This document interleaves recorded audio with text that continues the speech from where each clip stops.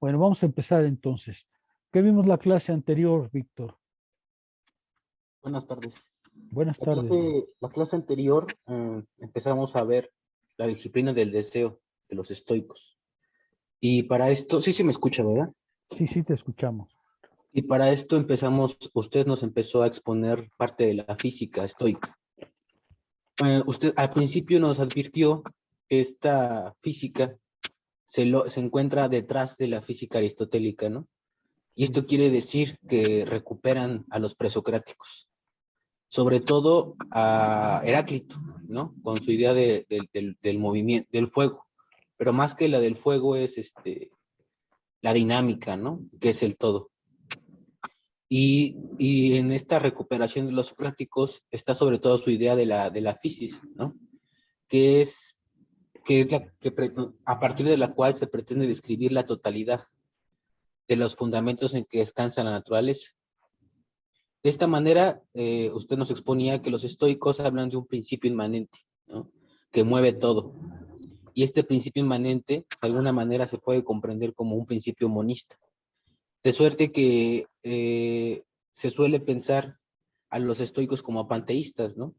Sin embargo, usted nos advertía que no son panteístas porque no es que consideren a Dios antes o después del proceso, ¿no? Sino que está en el proceso mismo. Por eso es que el mundo como tal no puede ser de otra manera, porque este Dios, que es el Logos, ya creó el mundo y el mundo es racional, ¿no? Igual nos hablaba usted de que aunque los estoicos conciben que todo es material, aunque también hablan de los inmateriales, ¿no? Y nos daba 5 ejemplos, los expresables, Se que son llaman las incorpóreos. incorpóreos, disculpe. Incorpóreos. Nos daba 5 ejemplos, que eran los expresables, el lugar, el tiempo, el vacío, el algo, que es el ti, ¿no? El ti griego. Así es. Ajá, y bueno, aquí yo pensé o pienso que estos incorpóreos no serían como algo así como categorías del entendimiento dentro de los inmateriales, pero bueno, No, a ver, es una... déjame, quizá respondo, porque olvidé decirles algo a propósito de los incorpóreos que es importante. Para los estoicos, y eso va a ser importante ahora cuando hablemos de la causalidad, para los estoicos, todo lo que actúa sobre otra cosa o recibe la acción de otra cosa es un cuerpo, decíamos la ocasión anterior, ¿no? Uh-huh. Todo es un cuerpo en el sentido de que todo puede actuar sobre otra cosa o bien ser objeto de acción de otra cosa. Sí, Pero cuando dos cosas actúan, cuando una cosa actúa sobre otra, el resultado de esa acción es un incorpóreo. Por ejemplo, el ejemplo que ellos ponen constantemente es el cuchillo es un cuerpo. La carne, cuando vas a hacer un bistec, un filete, es un cuerpo. Pero el cortar, es decir, la acción del cuchillo sobre la carne, el hecho de cortar, ese es un incorpóreo. Es un incorpóreo en el sentido de que es, es el efecto, la consecuencia, el resultado del vínculo de esas dos causas. Y por eso los incorpóreos son importantes entre los estoicos, porque quiere decir que son los efectos de la acción de los cuerpos. Y el efecto para ellos, por ejemplo, el cortar, el estar cortado, o el caso de la madera es un cuerpo, el fuego es un cuerpo, pero cuando los pones en contacto y empieza la combustión, ese es un incorpóreo. Ese es en uh-huh. realidad el efecto del encuentro de dos cuerpos. Ahora, ¿por qué importa para los estoicos meter a los incorpóreos en el ti? Porque justamente lo que ellos van a decirnos es que la red causal que mueve al mundo incluye la causa, el efecto y sus consecuencias, de manera que todo eso forma la causalidad estoica. No En más, fin, gracias. continúa. Sí, bueno, creo que tiene que ver mucho también. Bueno, estaba leyendo justamente sobre la teoría del conocimiento estoica Ajá. y ponían un ejemplo sobre Zenón. Deje prendo mi cámara, porque justamente el ejemplo es gráfico, ¿no? Decía Zenón que el conocimiento está en la sensibilidad, ¿no? Y que entonces hay una presión sobre la mano. Y entonces esta es la impresión. Y entonces el conocimiento sería cuando se atrapa, ¿no? Cuando se comprende en el concepto de esa impresión. Así es. Ahora ya. Eso, Y eso es, lo explicamos ya en una clase anterior, pero seguramente no estuviste con nosotros. no, sí, pero es que lo leí apenas y me llamó mucho Ah, la atención. ya, sí. Bueno, continúa, Víctor, por favor. O sea, me llamó la atención porque justamente en esta idea de la naturaleza y de Dios y de el ser humano dentro de esta naturaleza se encuentra como una totalidad, ¿no? Una Así totalidad es, que justamente se cierra como ese puño, ¿no? Del ejemplo de Zenón. así es. Ajá.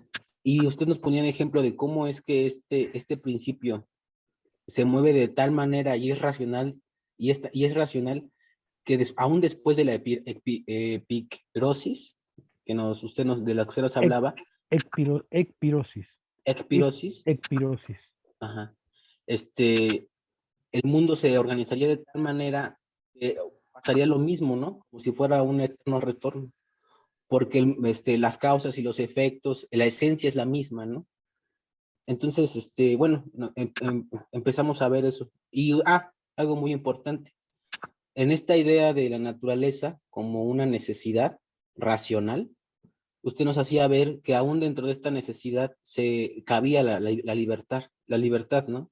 Y creo que eso es lo característico de la libertad estoica, ¿no? Que puede ser dentro de la misma necesidad de la naturaleza y de una naturaleza que no es azarosa, ¿no? Sino que es necesaria. Así es. Bien, Víctor, gracias. ¿Qué agregarías, Alexa? Bueno, tal vez la diferencia entre lo que va a ser el destino y la providencia, ¿no? La providencia respecto a esta manifestación de este logos, ¿no? Es decir, este logos, este Dios, no solo va a estar en todo, sino que va a ser todo, ¿no? Y en tanto que se le da este carácter de ser a través de todo o en todo, no a través, sino en todo, ya se está tomando a las cosas y a todo, digamos, lo que concierne al mundo como manifestación de este logos, ¿no? Entonces la providencia, usted la definió como la mano de Dios, ¿no? En ese sentido, ¿no? En que va a ser precisamente la aparición de todo, la presencia de este mismo logos. Y referente al destino, vimos que había dos maneras de percibirse, uno que atiende a la religión, a la religiosidad popular, que es básicamente que todo este orden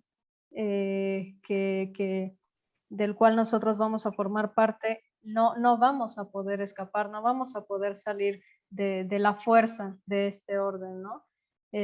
Aquí entonces no cabría oportunidad para la libertad humana, ¿no? Para el libre albedrío, ¿no? Que es en parte una de los ejemplos, me parece, que se retoman en la lectura del artículo, ¿no? Que quedó para leer.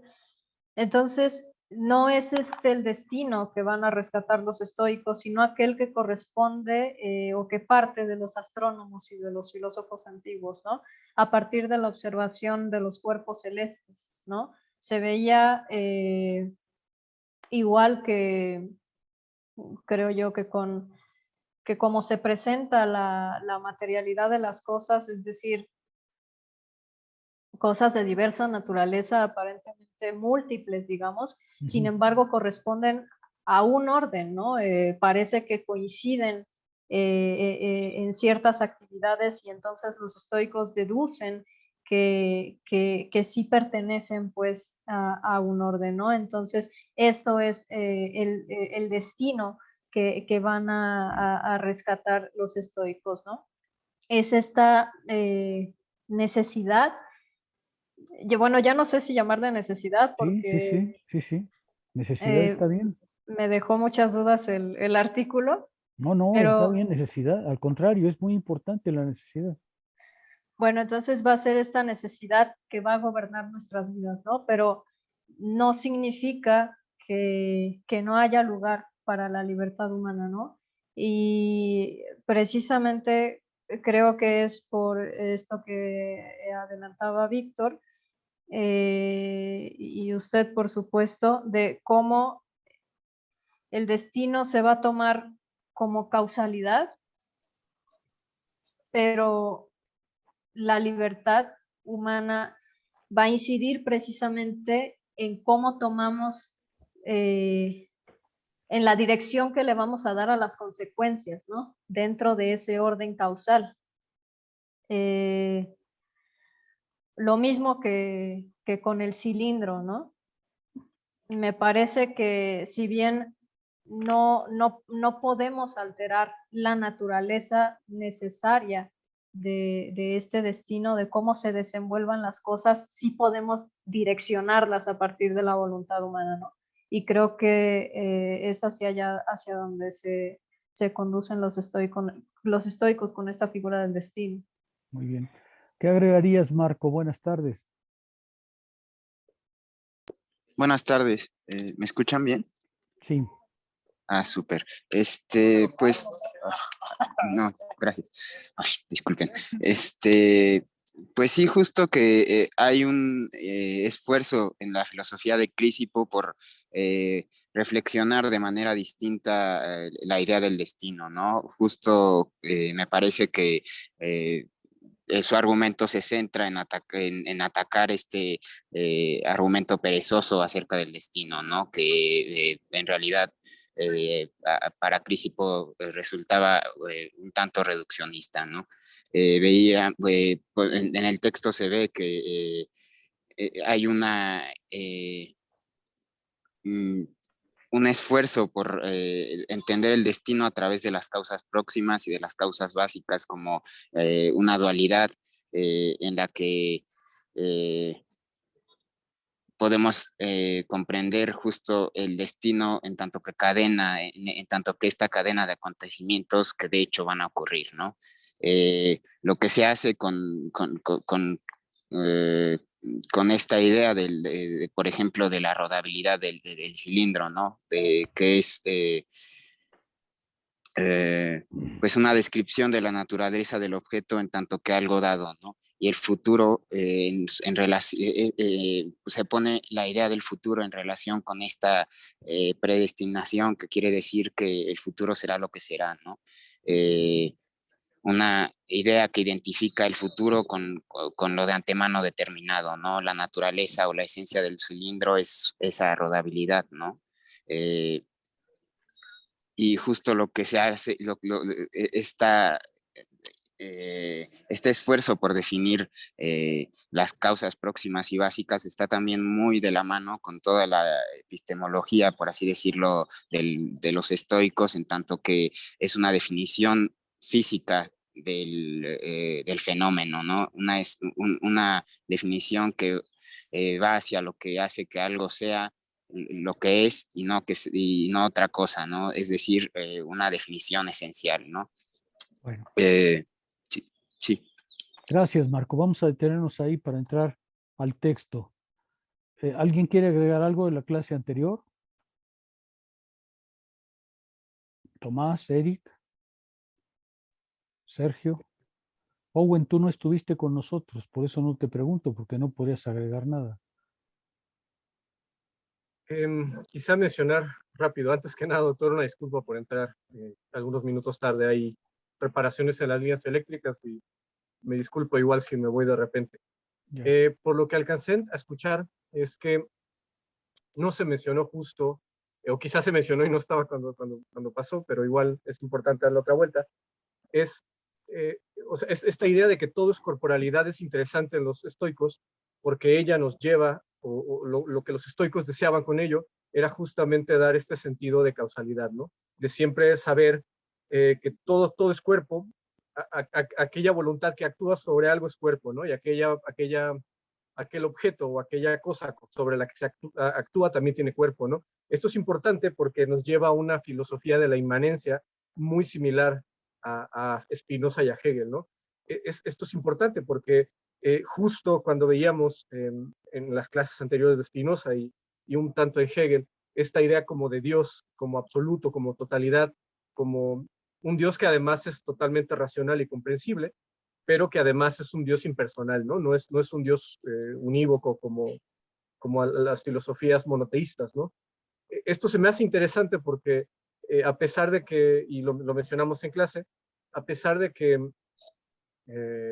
todo es materia, permea toda esta idea de forma, ¿no? La forma es este principio activo que viene de Dios, ¿no? Eso se me hace sumamente interesante porque me parece una idea que también está presente en Spinoza. También mencionamos, y quizás esto no se mencionó en las participaciones anteriores, que si bien todo es cuerpo, hay 5 elementos que no son corporales, ¿no? Que no son corpóreos. Y si no recuerdo mal, son los lecta, que pues son estos principios como retóricos quizá, estos principios como de logos, todo aquello que podemos decir. También la idea de lugar, la cual es interesante porque va a aparecer mucho tiempo después en la filosofía.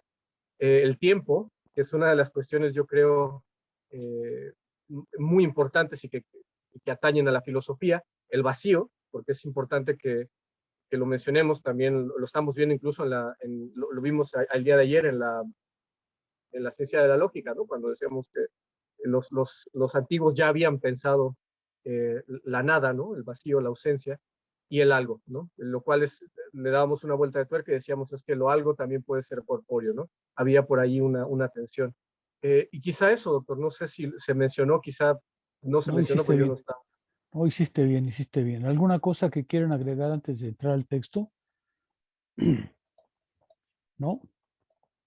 Bueno, pasemos entonces al texto de Rist, que habíamos convenido que sería lo que comentaríamos hoy. ¿Por qué es importante? Yo voy a agregar algunas notas porque yo me interesé hace años en el tema del determinismo estoico y la libertad y tengo algunas notas de libros leídos ya hace tiempo que releí para agregar en el curso del día de hoy. Ya los iré avanzando. Es a propósito del determinismo y la libertad. ¿Qué encontraron en el texto? A ver, según parece, algunos tuvieron dificultad, otros menos dificultad. ¿Qué encontraron en el texto para iniciar? Cuéntenme. Todo empieza con Aristóteles. ¿Por qué?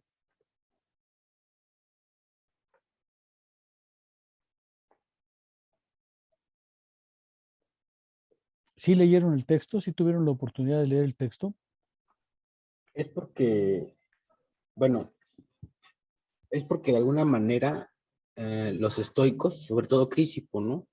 Que es el que formaliza la lógica estoica, está discutiendo justamente con la lógica aristotélica, ¿no? En ese sentido, por eso se retoma este argumento de Aristóteles. Pero el autor lo retoma en particular porque dice que justamente este punto de Aristóteles es con lo que se está discutiendo en ese momento, ¿no? Y bueno, y porque el argumento habla del determinismo, justamente. A ver, dice el autor, todo comienza cuando en las categorías Aristóteles parece decir que toda proposición es o bien verdadera o bien falsa, ¿no? Toda proposición tiene que ser o una cosa u otra, ¿cierto? Pero, dice el autor, Aristóteles se encuentra con las proposiciones acerca de los contingentes futuros. Por ejemplo, del estilo de mañana habrá una guerra naval, una batalla naval. Entonces Aristóteles se detiene ahí porque dice, si esa afirmación, si esa proposición, de acuerdo con la ley general, pudiera ser calificada de verdadera o de falsa, eso significaría que el futuro, el mañana, está determinado. Y dice Aristóteles, no habría oportunidad. Entonces, puesto que el futuro está determinado y es necesario, no había ninguna posibilidad de reflexionar, ¿no es cierto? No habría posibilidad de deliberar, dice él. No hay ninguna razón para deliberar o preocuparse uno de nada, porque lo que ha de ocurrir necesariamente. Ahí es donde aparecía, ya después veremos con un poco más de detalle el argumento perezoso. Aristóteles se detiene porque dice que en el caso de los contingentes futuros, esa clase de proposiciones no puede ser calificada ni verdadera ni falsa, porque eso significaría justamente el determinismo completo. Y entonces Aristóteles prefiere referirse a la noción de posible. Prefiere introducir la noción de posible porque lo que él considera es que lo posible es aquello que puede ser aún si no sea. Es decir, aparecen, vamos a decirlo así en general, las nociones muy importantes de modalidad. Como ustedes saben, las categorías de modalidad son lo posible, lo contingente y lo necesario. Tienen una muy larga historia en la filosofía, pero aquí aparece lo posible justamente porque Aristóteles desea evitar el problema de que, haciendo verdadera o falsa una proposición sobre los contingentes futuros, caigamos justamente en el argumento de que todo está predeterminado y nada más habría que hacer. Introduce pues la noción de posible y dice el autor en la 124, en otras palabras, posible ha de significar lo que puede o no ocurrir. Posible, una proposición de contingente futuro es posible porque es lo que puede o no puede ocurrir. En el sentido de que lo que es posible puede ser y también puede no ser, pero en todo caso es posible que sea, ¿no es cierto? Así, Aristóteles argumenta que, aun en el caso de una capa particular se desgastara antes de que sea cortada, siempre es posible que se la corte independientemente de si se desgasta. Para Aristóteles es pues muy importante evadir la necesidad absoluta, el determinismo absoluto, porque dice él, pues no habría necesidad de deliberar. Y así se formó el argumento perezoso. Ya veremos del argumento perezoso algunas características, porque en la antigüedad algunos lo consideraron un sofisma, y entonces lo dejaban de lado. Pero no es tanto un sofisma, no es un sofisma realmente, sino más bien tiene ciertas presuposiciones que son las que Crisipo justamente va a examinar, ¿no? De ello se sigue, dice el autor, que no se puede decir de nada que sea necesario hasta que ya ha sucedido. Esto es importante. Por tanto, tal y como parece el de interpretación es lo que es necesariamente es en cuanto lo es, pero no todo lo que es necesariamente. Es decir, lo que es necesario porque es, ya cumplió su ser, es decir, ya no hay manera de modificarlo. Lo que es necesariamente en cuanto que es, pero no todo lo que es necesariamente. Es decir, Aristóteles quiere evitar la idea de que todo lo que es ha estado predeterminado por la necesidad. Hasta ahí queda claro, ¿no? Me parece. Eric. Entonces, doctor, si lo entiendo correctamente, lo que hace Aristóteles, ¿no? Para rescatar todo el tipo de enjuiciamiento determinista es que introduce la categoría de modalidad, ¿no? Bueno, o la de posibilidad, ¿no? Introduce la posibilidad, porque la modalidad no es una categoría, sino el conjunto de Sí, es una categorías. sí, perdón, la categoría de posibilidad, Así es. ¿no es cierto? Para establecer un tipo de enjuiciamiento que nos permita salir de ese determinismo, ¿no? Así es. Sí. Ok. Gracias, Ahora, doctor. ahora, déjame comentar algo, justamente eso. Las categorías modales, por supuesto, tienen ya una larga historia en la época de Aristóteles. Lo que pasa es que Aristóteles, tanto en el de interpretación como en las categorías, pues se detiene mucho más en términos así. Decíamos la ocasión anterior que destino, en el caso de los antiguos, estaba vinculado a la noción de moira, es decir, a lo que te toca en suerte. Esto yo lo dije en la ocasión anterior justo para tenerlo en la mano y decir, vean ustedes cómo la idea de destino, la pura idea de destino, trae consigo una cierta causalidad, algo que le va a tocar a alguien porque ya está determinado antes de la acción humana. Eso ya, hay una determinación en la vida de todas las cosas que trasciende la voluntad humana. Y en ese sentido, la categoría de destino sirvió en toda la antigüedad para pensar el problema de la libertad y del determinismo. Es decir, los estoicos no son los primeros que introducen el término de destino porque, como voy a argumentar un poco más tarde, la idea de destino estaba en realidad en toda la antigüedad. Toda la antigüedad trabajó la idea de libertad y determinación o causalidad bajo el concepto de destino. Bueno, vamos a avanzar un poco más y entonces lo introduzco porque, a ver, leo un párrafo, tomen este pequeño como un paréntesis. En la antigüedad, los problemas del determinismo y la libertad, desde la mitad del siglo IV en adelante, eran reunidos y discutidos bajo el término destino. Sabemos de dos autores anteriores a Crisipo que escribieron libros sobre el destino. Genócardes, un filósofo del siglo IV, un pupilo de Platón, y Epicuro. Epicuro también escribió un libro sobre el destino.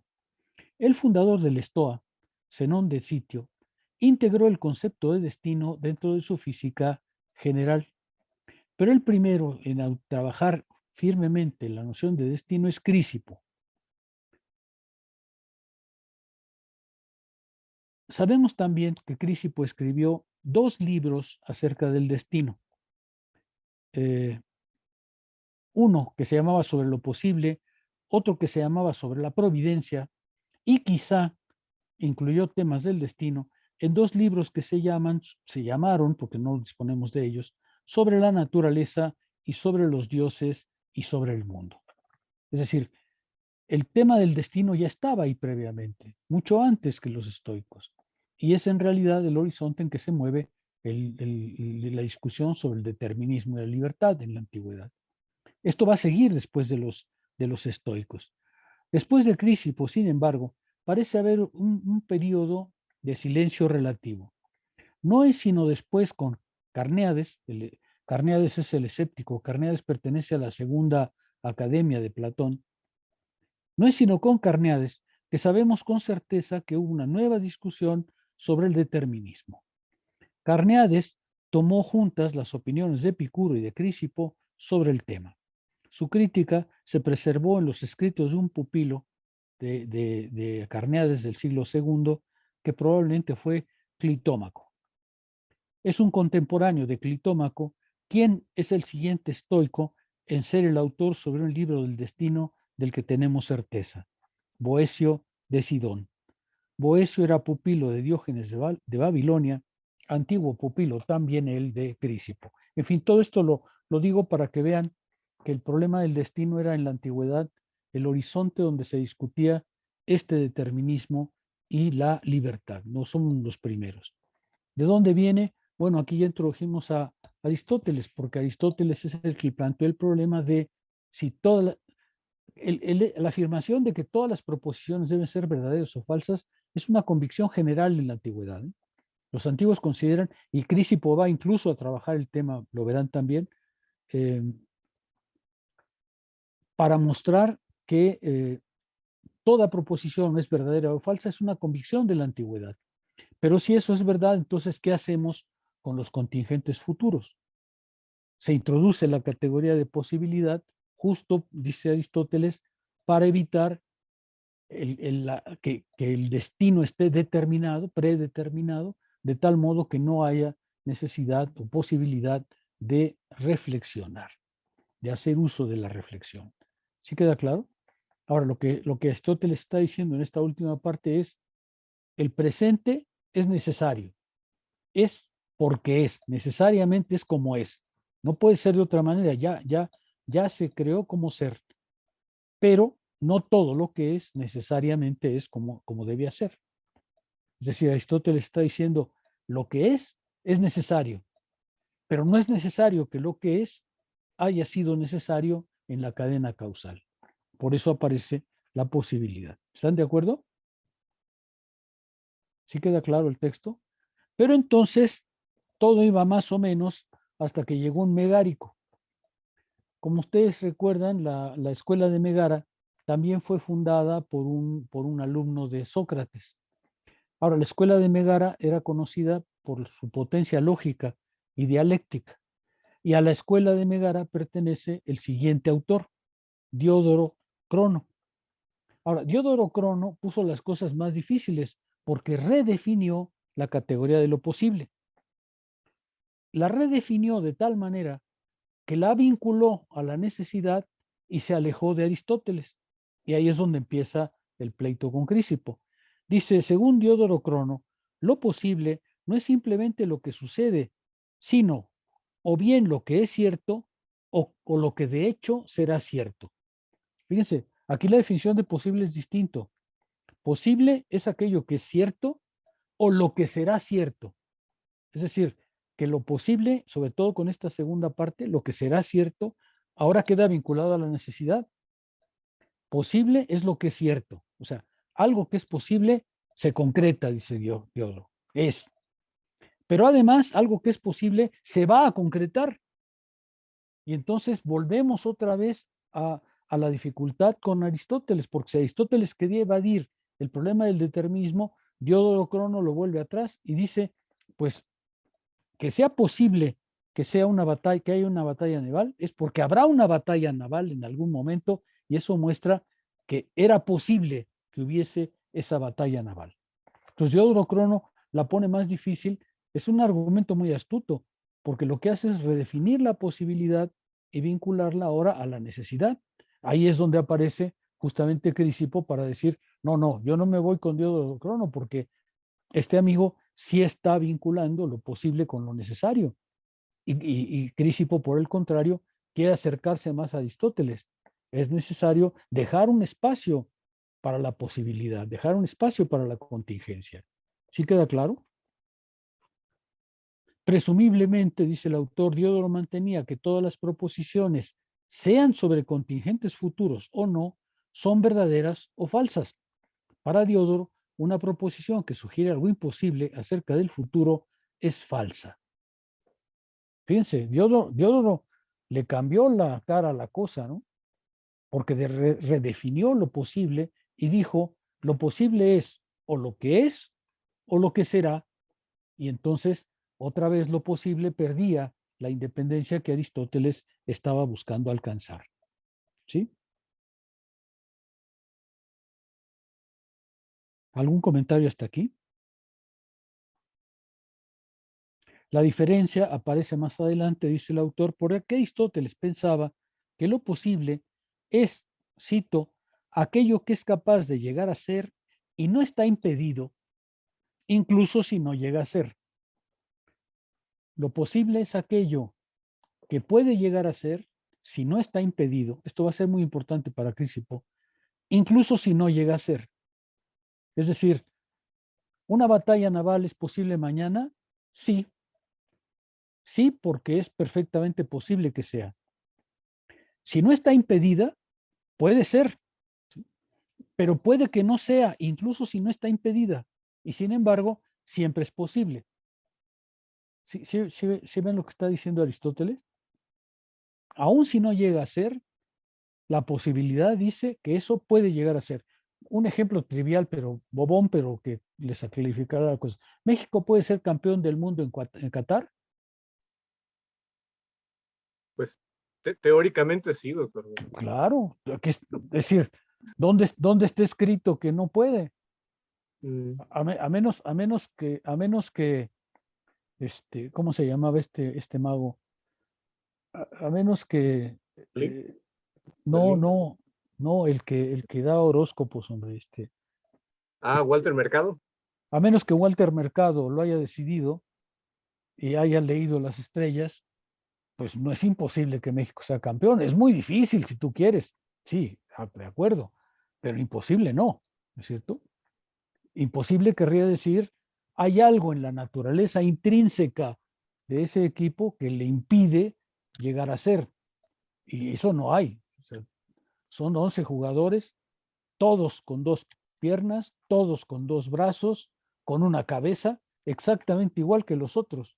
Así que no hay ninguna. Si estuviéramos, yo siempre les preguntaba a los amigos cuando jugaban al fútbol y ganaban, oiga, ¿y están completos? ¿Estuvieron completos los rivales? Y todos me decían, sí, estaban completos, eran los 11. No, yo digo completos, es decir, si tenían 2 piernas, si tenían 2 brazos, si tenían una cabeza, completos quiero decir. ¿Ven lo que quiero decir, no? No hay nada inherente a que México no pueda ser campeón del mundo. Muy difícil, aceptado, pero no imposible. Y eso es lo que está diciendo Aristóteles.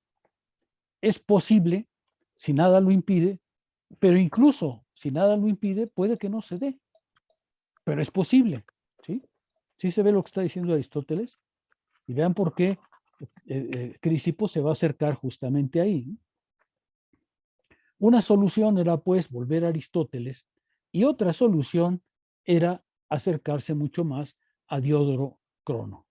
Y eso es lo que le dice el autor, no comprende Cicerón, porque cuando Cicerón interviene, lee mal a Crisipo y lo comprende mal, ¿no?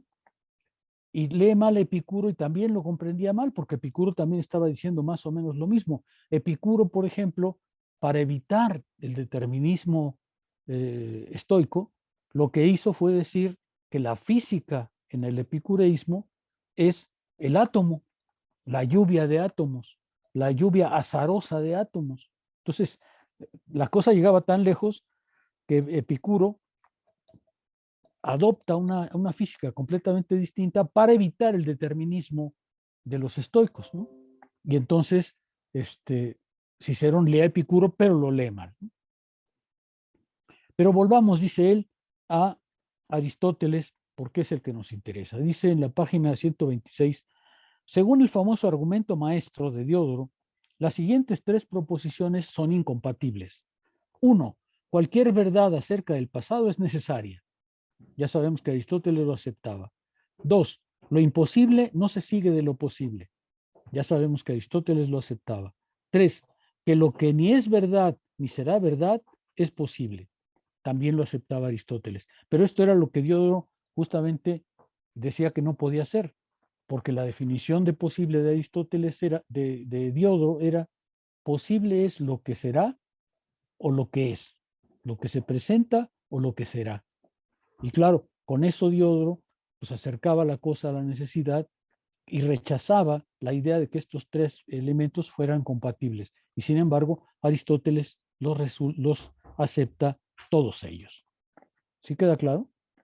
El autor da una vuelta por Cleantes, pero no nos interesa todo eso de Cleantes, ¿no?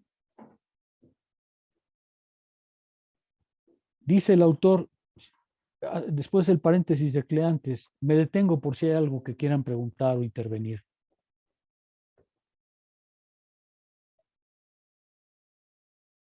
¿Algo que quieran comentar?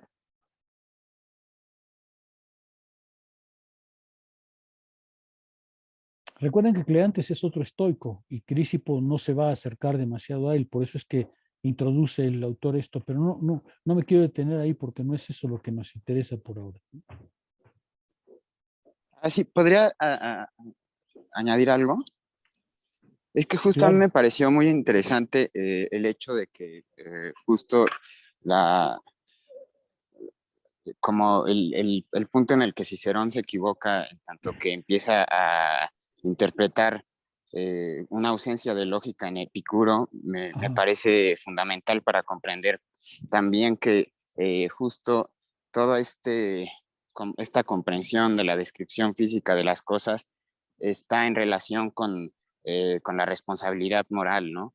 O sea, toda la crítica al determinismo, según la filosofía estoica, se encuadraba o se enmarcaba en esta preocupación más que nada moral, no tanto lógica, ¿no? Entonces, digamos que es interesante ver cómo,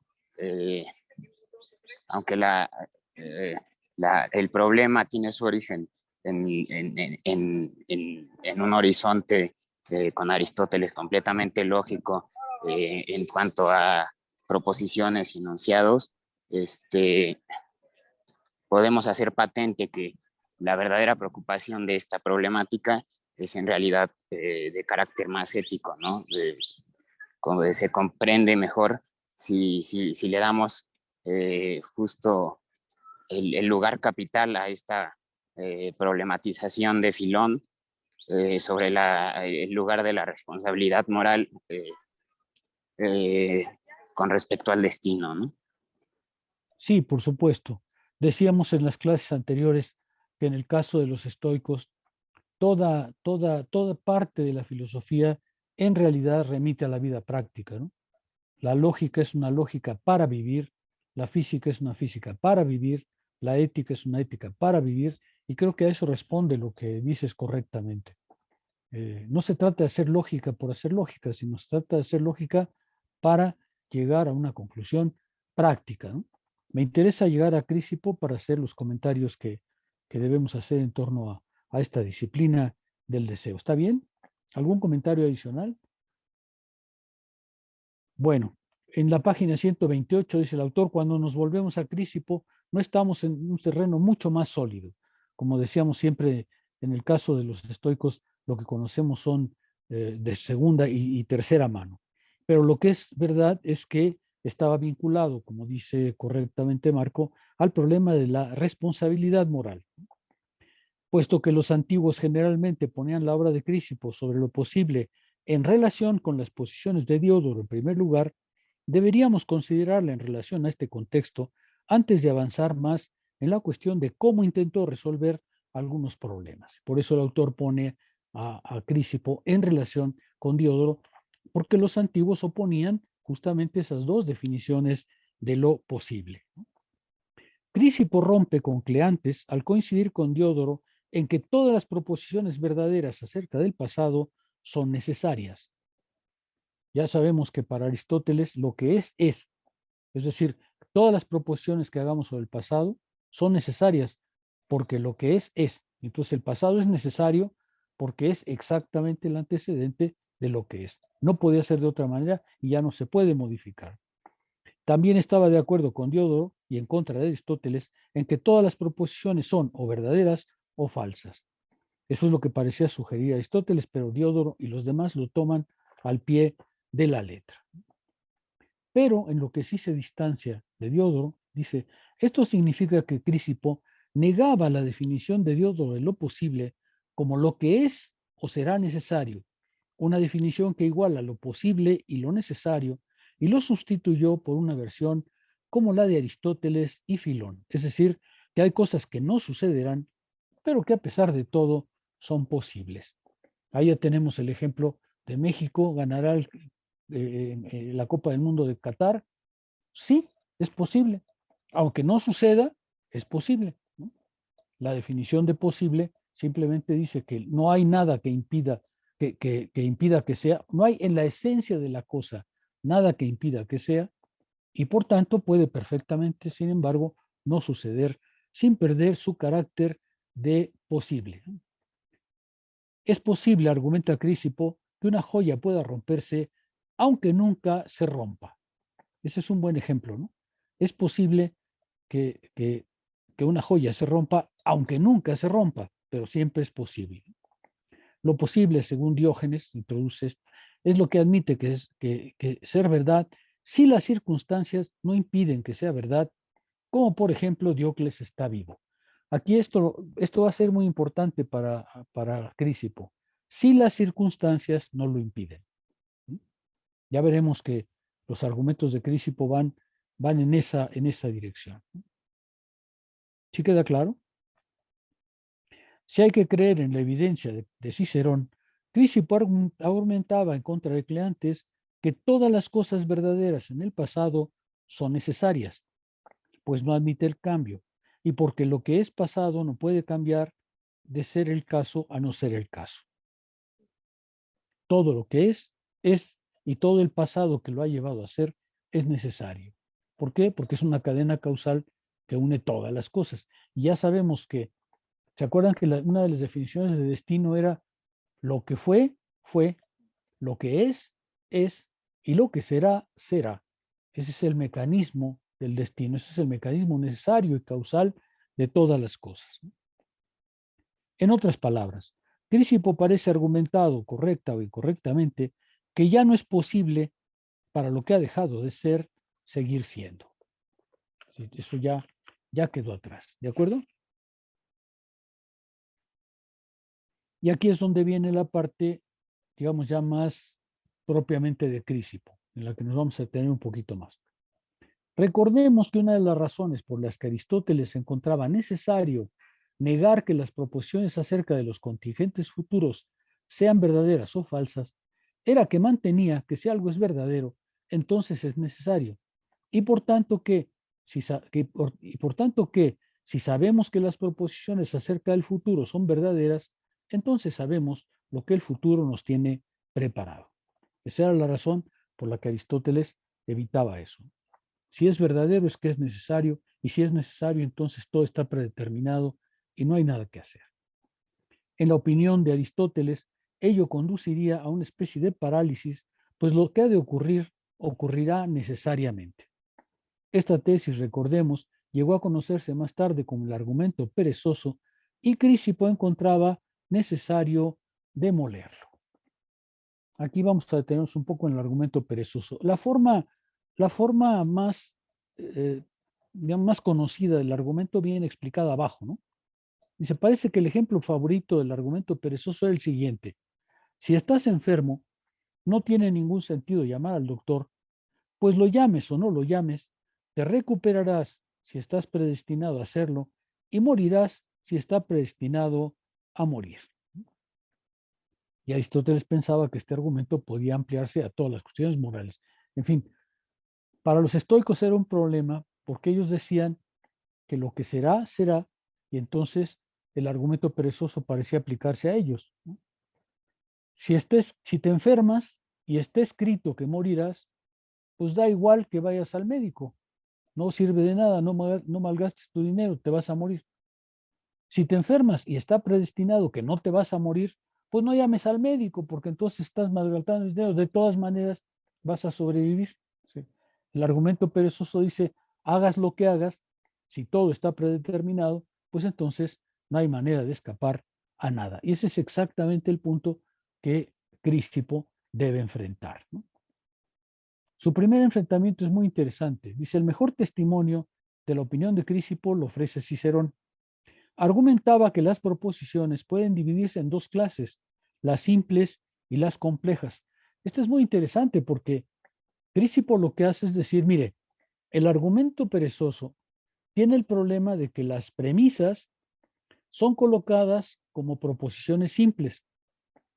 Y el problema es que de las proposiciones simples así planteadas, lo que aparece no es tanto una falacia, él no piensa que sea una falacia el argumento perezoso, sino que hay presuposiciones en las premisas. Y una de ellas es justamente que son premisas normalmente muy simples.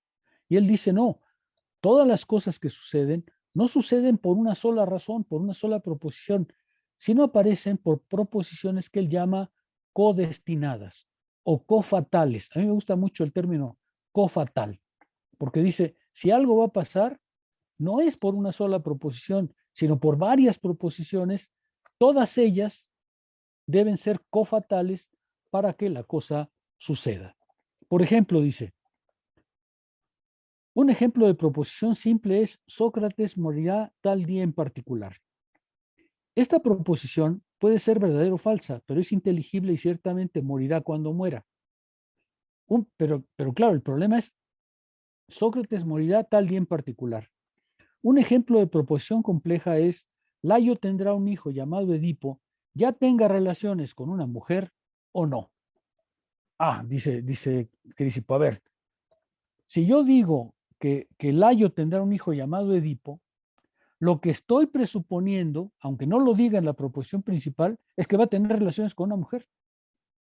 Si yo digo que tenga relaciones con una mujer o no, la cosa cambia, porque es imposible que Layo tenga un hijo, a Edipo, si no tiene relaciones con una mujer. Los hombres no salen de los árboles, ¿no?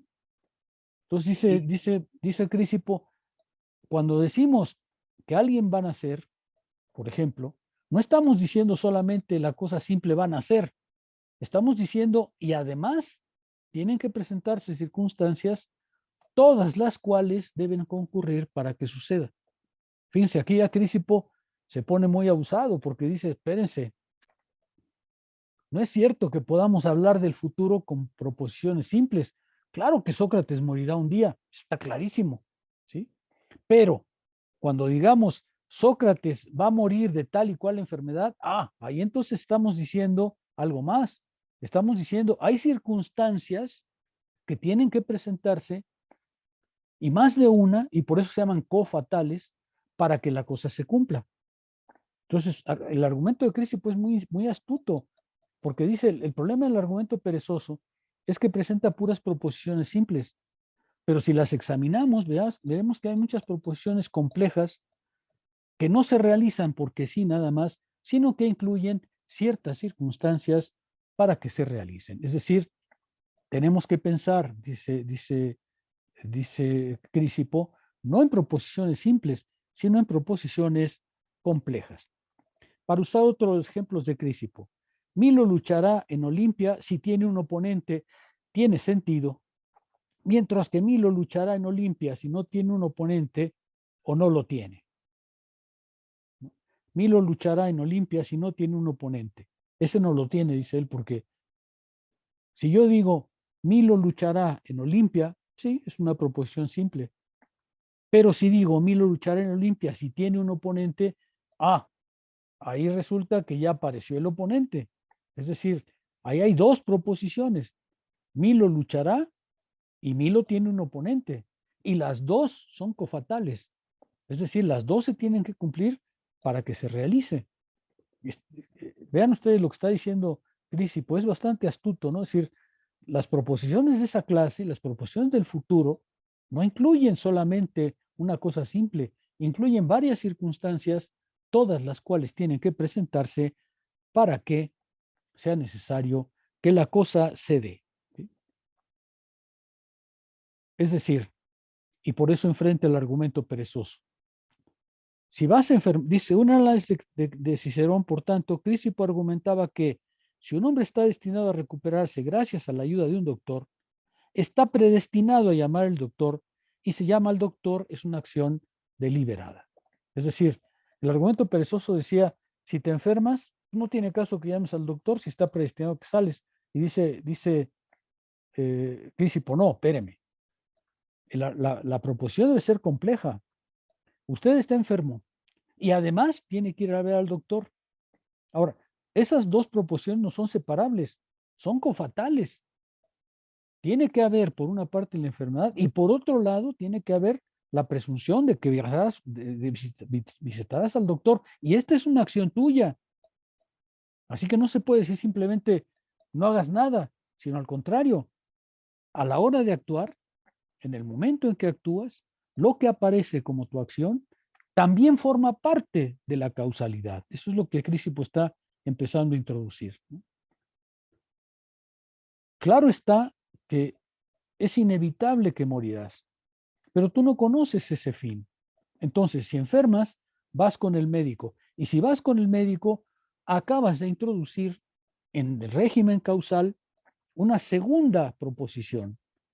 Y esta segunda proposición dice, voy a enfermar y voy a ir al médico.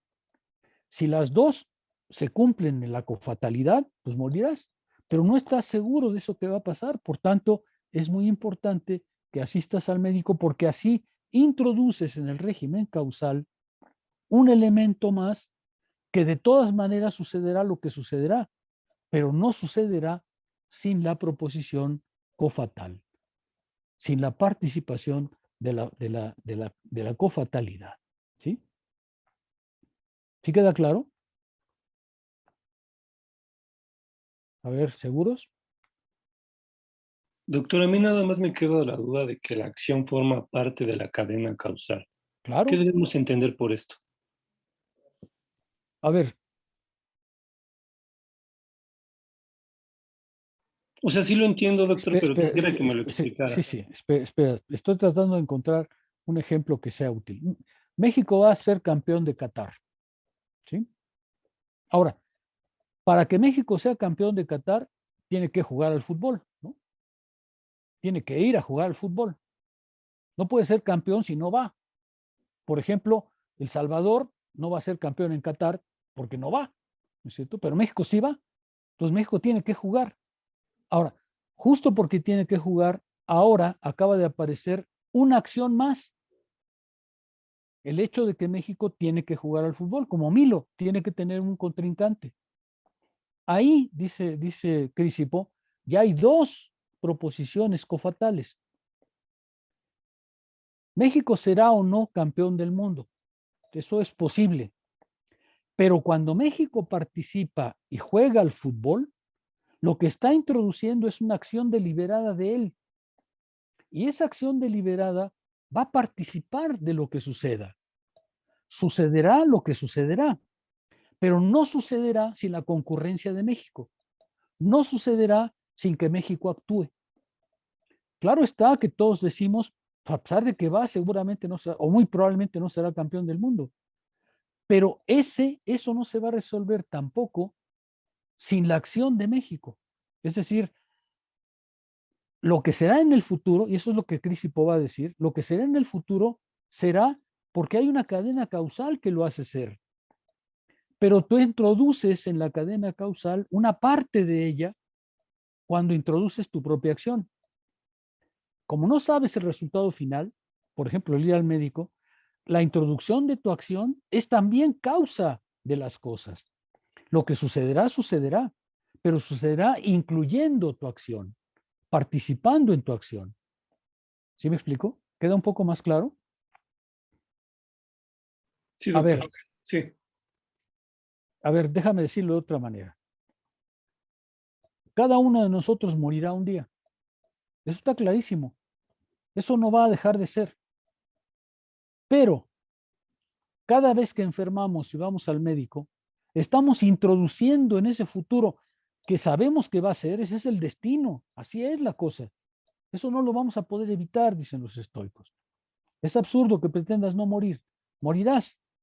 Pero cuando vas al médico porque estás enfermo, estás introduciendo en la cadena causal de cosas un elemento activo de tu parte. Si la enfermedad que tienes es curable, entonces tu intervención va a postergar la muerte. Si la intervención tuya es en una enfermedad incurable, pues de todas maneras va a pasar lo que va a pasar. Pero aún así, tu acción participa en ese movimiento. ¿Sí se ve lo que está diciendo Crisipo? Déjame moverme un poco en el terreno moral para que veas esto con un poco más de detalle. Cuando discutan los estoicos esto en términos de responsabilidad moral, dirán, mira, y por eso es muy interesante la causalidad estoica, dirán, mira, una persona que nace en un medio ambiente muy desfavorecido, con una familia disfuncional, en la pobreza, pues muy probablemente recibirá maltratos y formará una disposición interior mala, inclinada hacia el mal. Es muy probable que esa persona con esas características cometa actos malvados. ¿Es absolutamente necesario? No, no. Como cada ser humano tiene la opción de ser lo que él quiere ser, él puede intervenir en él mismo. Pero esa intervención de él no elimina el mecanismo global en que está metido. El mecanismo global en que está metido tiene efectivamente como premisa un régimen causal necesario, pero la persona en esas condiciones actúa sobre sí y entonces esa acción sobre sí modificará el curso de las cosas en la medida en que es justamente acción de él sobre las cosas, sin que por tanto modifique de hecho el contexto global. Probablemente seguirá viviendo en un medio muy pobre, probablemente seguirá viendo familias disfuncionales, pero no es necesario que eso lo arrastre hasta el final. Él puede intervenir. Claro que su intervención no va a cambiar el régimen de las cosas por completo, pero sí va a cambiar el régimen causal en el que él está metido. ¿Sí se alcanza a ver? Claro que existe su libertad. No es una libertad global, no es una libertad de la que puedes escapar, como en el argumento perezoso. No es una libertad en que puedes decir, pues, como probablemente algún millonario lo piensa hoy, yo voy a hacer de tal manera que no muera, que me congelen, que me momifiquen, que me metan en una cápsula hasta el año 3000, cuando ya la gente pueda vivir 200 años. Bueno, eso puede pensarlo, pero no va a poder escapar al régimen de la mortalidad global. Y sin embargo, actúa justamente porque su acción también participa del régimen causal. ¿Sí queda un poco más claro? Y Sí, doctor. por eso dice Crisipo, son cofatales, porque las proposiciones no son simples. Si tú dices, Sócrates morirá, pues sí, sí es cierto. O sea, ¿qué tiene de extraño? Pero en cambio, si dices Sócrates morirá de apéndice, bueno, pues quién sabe, porque ahí puede perfectamente aparecer el régimen cofatal de ¿y por qué tiene que morir de eso? ¿Sí se ve lo que Crisipo está diciendo? Está diciendo el argumento perezoso se presenta con la sencillez de puras proposiciones simples, pero las cosas que pasan no pasan con esa sencillez, sino que pasan en una trama causal mucho más compleja. Déjame darle otra vuelta a esto. ¿Se acuerdan que decíamos hace rato que para los estoicos todo cuerpo que actúa es un cuerpo y todo el cuerpo sobre el que se actúa también es un cuerpo? Pero que el resultado de la acción de un cuerpo sobre otro es un incorpóreo, es un evento, es un suceso. Cuando tú actúas sobre tu enfermedad, tú eres un cuerpo, tu enfermedad es un cuerpo, pero lo que resulte de la acción de ti con tu enfermedad y con el médico, ese ya es un suceso. Y el suceso también forma parte de la cadena causal, de la cadena necesaria. Es decir, introduce en el orden del mundo tu libertad, porque tu libertad juega un papel en el desarrollo de las cosas, sin que las pueda cambiar por completo, pero juega un papel justamente introduciendo en la cadena necesaria de todas las cosas tu propia acción. ¿Sí queda un poco más claro? ¿Sí? Sí, Ahorita doctor, veremos te que lo queda un poco más, agradezco. ahorita veremos que queda un poco más claro. Sí, quedó muy claro. Se argumentará, sin embargo, que lo que Crisipo quería decir no era que el paciente sobrevive necesariamente, que si el paciente sobrevive necesariamente llamará al doctor, sino que si va a sobrevivir, va a sobrevivir. Y si llama al doctor, va a llamar al doctor. Nadie puede disputar que lo que de hecho tendrá lugar, pero lo que tendrá lugar incluye las dos cosas. Por un lado, que puede morir, y por el otro, que ha llamado al doctor. Y esas dos son, dice Crisipo, cofatales. Es decir, es necesario que se presenten juntas en la causalidad del evento. El nombre que Crisipo da a la secuencia de eventos de este hecho, que es de hecho que tendrá lugar, es el destino. Ahora, ya vemos lo que está diciendo Crisipo por el destino. El destino no es una cadena que te venga de fuera y se imponga en ti de manera definitiva. Esa manera de entender el destino no es la de Crisipo. El destino es la trama causal que hace que las cosas sucedan como sucedan. Pero en esa trama causal está tu acción. Es decir, tu acción participa de las cosas que suceden y juntas, por eso habla del cilindro, y juntas harán que algo suceda, pero juntas, no separadas. Si por destino entendemos, dice Crisipo, simplemente una cadena causal que nos sobreviene encima y nos aplasta, pues entonces sí, ahí no hay salida. Pero si por destino entendemos la trama causal, es decir, la serie de causas, efectos y consecuencias que se produce también por la acción humana, entonces en el destino está incluida también tu propia acción. Si vas al médico, la acción de ir al médico está incluida en el destino futuro. Está incluida. Pasará lo que pasará, pero no pasará sin tu intervención. ¿Sí se ve? Entonces, Crisipo diría, si tu enfermedad es curable y vas al médico, la cadena causal, la cadena causal de que estás enfermo incluirá tu acción de ir al médico y la curación que de ahí deriva. Y ese es el destino. Sanarás. Claro, llegará una ocasión en que la enfermedad será tal que ni la intervención del médico la va a cambiar. Y aún así tienes que asistir al médico porque cualquiera que sea la solución, tiene que haber, además del destino como algo que nos aplasta, la acción humana. ¿Sí se ve? Ya veremos que esto tiene consecuencias morales muy fuertes. Por ejemplo, en el caso que yo citaba hace rato, dice Crisipo, claro, uno puede vivir en un contexto que lo conduce mal en la vida. Y ese contexto no es algo que yo haya elegido, no es algo que yo haya puesto. ¿Quiere decir entonces que soy inocente si cometo crímenes porque nací en ese contexto? No, no, no, no. quiere decir que nací en un contexto desfavorable, pero que yo soy responsable de mi acción. Y que si no hago nada y me entrego a eso, soy responsable de irresponsabilidad. ¿Sí se ve lo que Crícipo está diciendo? Está diciendo, claro que estás en un contexto, claro que estás en un, y por eso es que aparece esa noción de si algo lo impide, porque va a decir Crícipo, bueno, si algo te impide cambiar, pues no hay nada que hacer, pero ¿qué te impide ser libre en el sentido de actuar? Actúa porque tu acción forma parte del destino. Eso es lo que nos está diciendo aquí. Actúa porque tu acción también forma parte del régimen de las cosas, ¿sí? A diferencia de la religión popular, que decía, pues ¿sabes qué? Si te enfermas te vas a morir y es inescapable. Aquí dice Crícipo, no. Tu acción participa del destino. El destino no es la serie causal que te viene de fuera, es lo que incluye tu propia acción, tu propia naturaleza. Por eso va a aparecer el caso del cilindro, ¿sí? ¿Sí se alcanza a ver un poco mejor? ¿Sí queda claro o no del todo? A ver, ¿te Para mí gustaría sí queda saber? claro, doctor. Creo Sí, que sí, Tomás doctor. quería decir algo. No, Ah, no, es perdón, que, Tomás.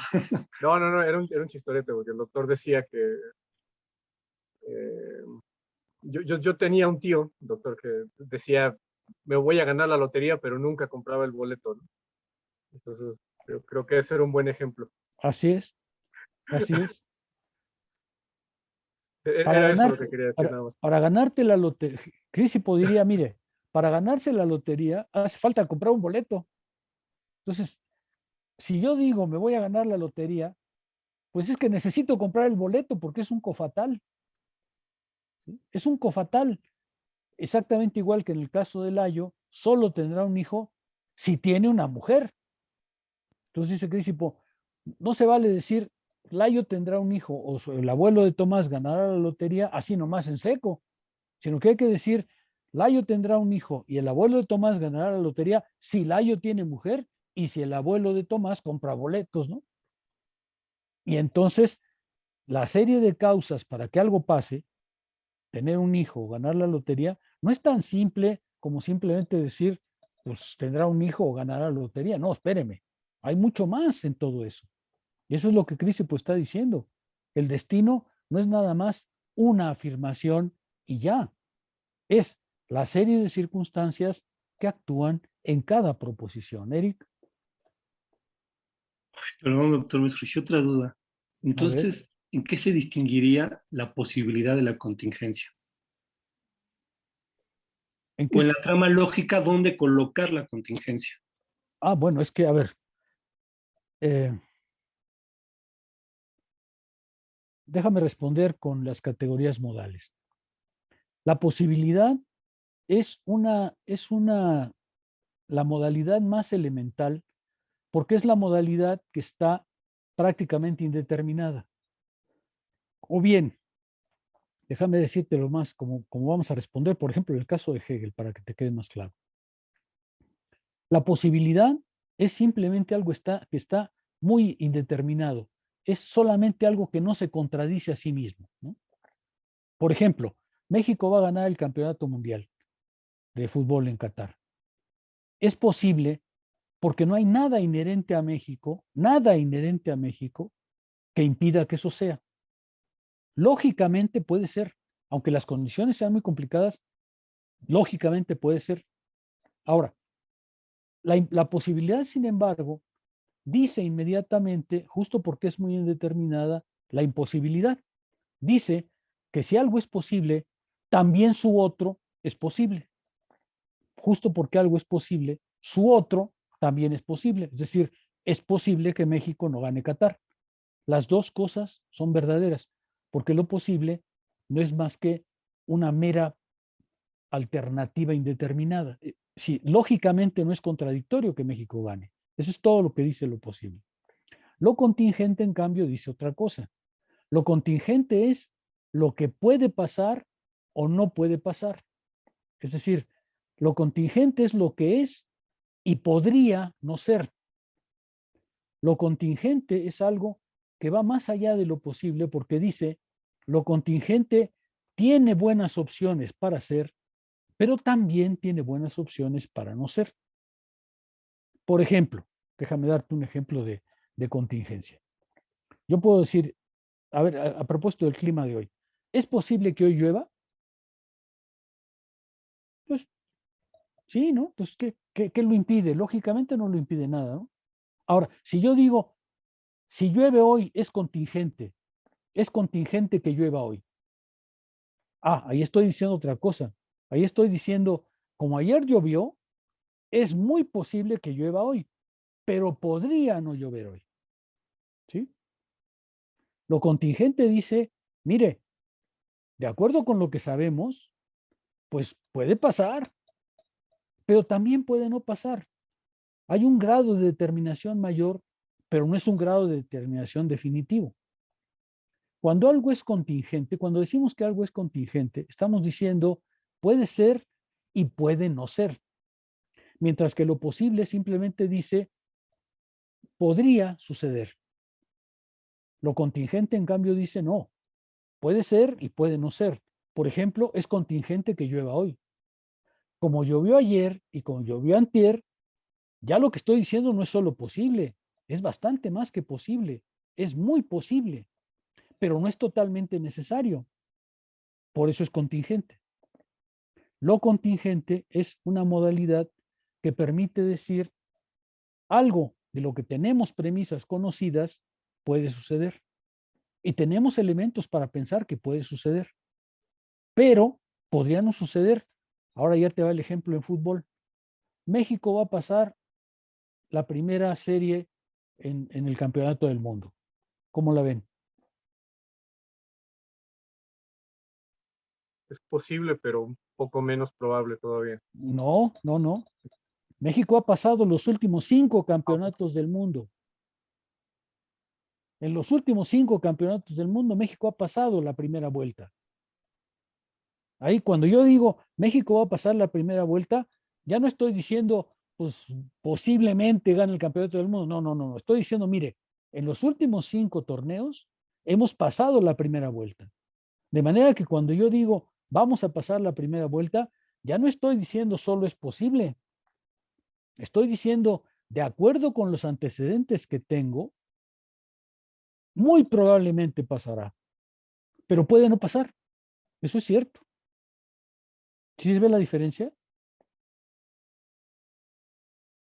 ¿Sí ven la diferencia entre posible y contingente? Sí, doctor. Sí. A ver,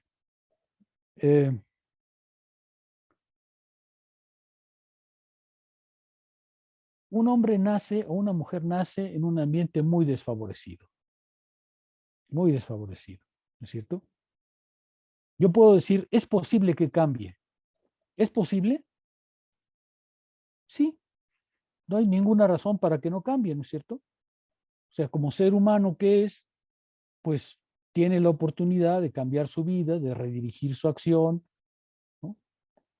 Ahora, si yo digo es contingente que cambie, ya estoy diciendo algo más. Ya estoy diciendo, mira, nuestra experiencia es que de toda la gente que nace en esa circunstancia, no toda la gente acaba de maleante. Hay mucha gente que no cae en eso. No es solo posible que salga de ahí, hay mucha más posibilidad de que salga debido a que mucha gente lo logra, ¿sí? Ahora, ¿quiere decir eso que necesariamente lo logrará? No, no, no. Quiere decir que puede ser y puede no ser. ¿Sí me explico? 2 personas colocadas en la misma situación, en el mismo lugar de origen, con familias disfuncionales y tal, no reaccionan igual ante las cosas. Las 2 tienen la misma posibilidad, pero las 2 obedecen también a la contingencia de poder ser o poder no ser. ¿Sí se explica? ¿Sí se ve lo que quiere decir? ¿O no del todo?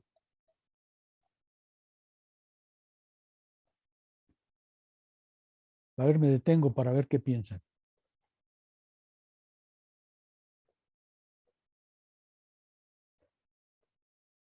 ¿Comentarios? Yo tengo una pregunta. A ver, Víctor.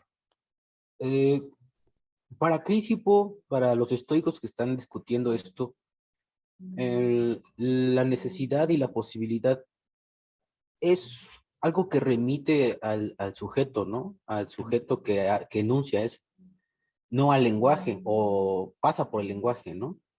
No, Porque, en este caso, ellos, aquí las modalidades son aplicables a la acción de los hombres en el mundo. Esa es la característica de esta clase de modalidad. ajá, me llama la atención porque este problema, justamente como usted lo expone, sobre la posibilidad, la contingencia, lo necesario, se repite, ¿no? Constantemente aparece en la historia de la filosofía. Por supuesto. Ajá, y sobre todo también ahorita aparece mucho, bueno, no sé si ahorita justamente, pero aparece mucho en la filosofía del lenguaje, ¿no? En cómo referirse a lo necesario y todo este tipo de cosas. La diferencia sería que, bueno, la diferencia que yo encuentro sería que mientras la filosofía del lenguaje se limita a la manera de las proposiciones y la manera en que se emiten los juicios, esta filosofía, bueno, o los estoicos, pasan por ahí para remitirse directamente al sujeto, ¿no? Que actúa. Y a las cosas del mundo, ¿no? Ujú. A las cosas del mundo. A ver, déjame tomar tu caso. En el caso de los estoicos, como en el caso de todas las filosofías de esa época, las modalidades remiten a acciones efectivas en el mundo. Con Hegel las cosas van a cambiar, porque Hegel remite las modalidades no a las cosas del mundo, sino al conocimiento que tenemos de las cosas del mundo, que es distinto.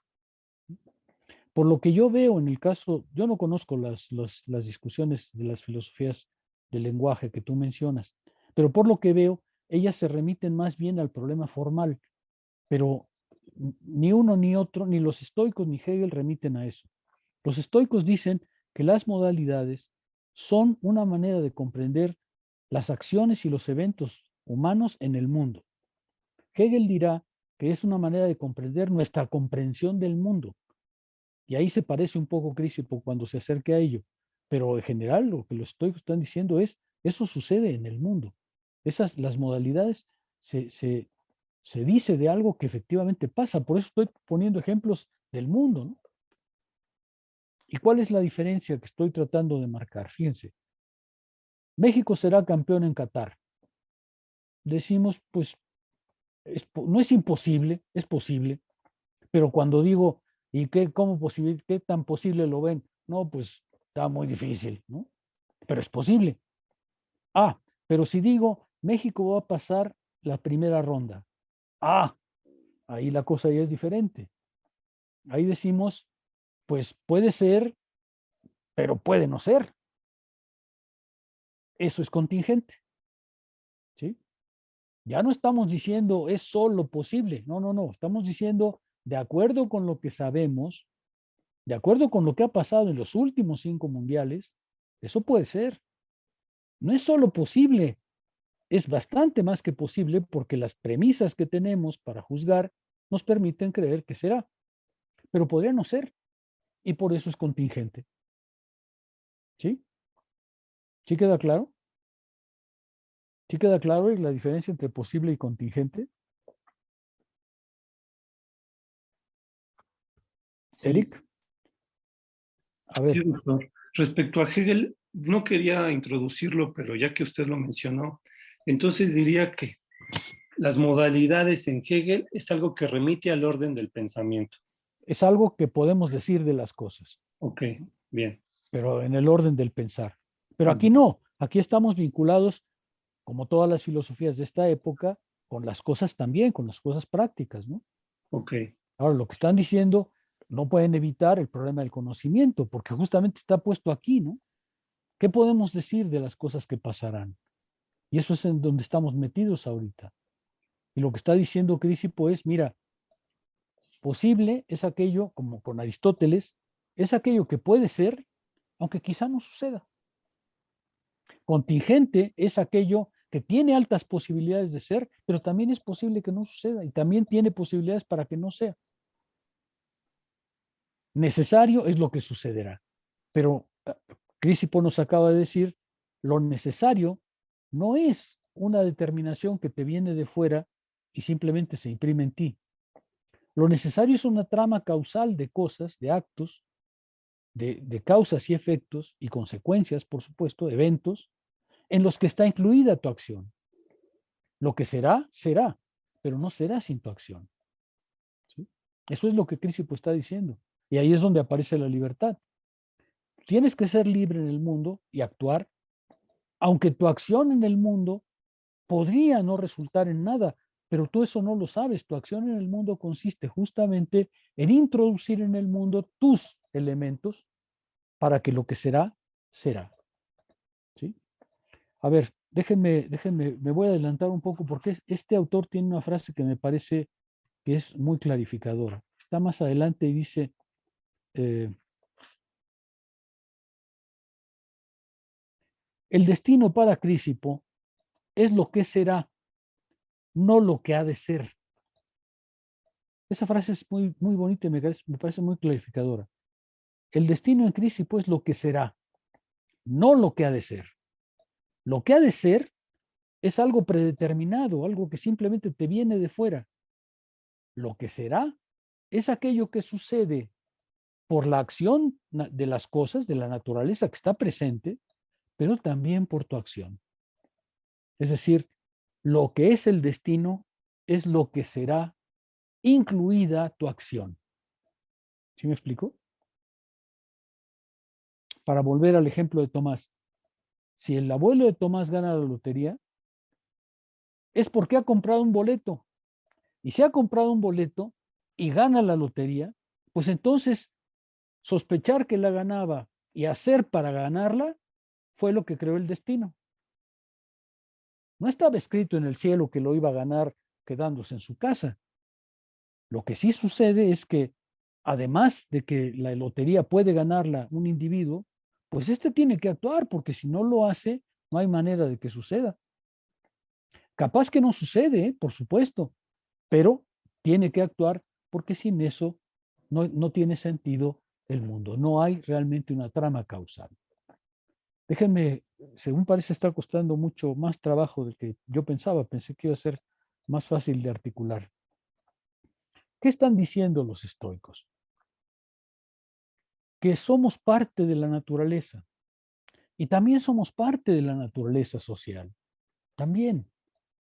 Pero que esa naturaleza, nuestra naturaleza y la naturaleza social, no se realiza sin nuestra acción.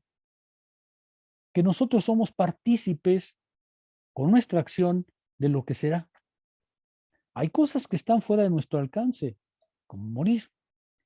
Pero las cosas que nosotros hacemos con nuestra libertad también forman parte de la trama causal por la cual algo será. No es lo que ha de ser. Lo que ha de ser es lo que dicen los curas, los supersticiosos, los que te leen la mano y te dicen, mire, así va a ser. No. Este está diciendo, mire, no. No es lo que ha de ser, sino lo que será debido a dos clases de causas, que es lo que vamos a ver con el cilindro. Las causas externas, con las cuales usted no tiene mucho que hacer, y las causas internas, que esas dependen totalmente de usted. ¿Sí? ¿Sí se alcanza a ver por dónde va la afirmación de Crisipo? Ahí es donde empieza justamente la discusión entre las causas básicas y las causas próximas. ¿Cuáles son las causas básicas? Las inherentes al objeto. ¿Cuáles son las causas próximas? Las externas al objeto. Las causas básicas son, en el caso del cilindro y del cono, la forma. El cilindro y el cono, dice Crisipo, no se mueven porque sí. Alguien tiene que moverlas, alguien tiene que empujarlas. Pero no es lo mismo cuando empujas un cilindro que cuando empujas un cono. Porque el cilindro y el cono tienen una forma básica, una causa básica. Ellos necesitan las causas próximas, porque sin las causas próximas no hay acción. Pero las causas próximas no son todas las causas que hay. Hay causas básicas que son justamente tu forma. Ahora pasemos a un ejemplo más humano. Si tú consideras que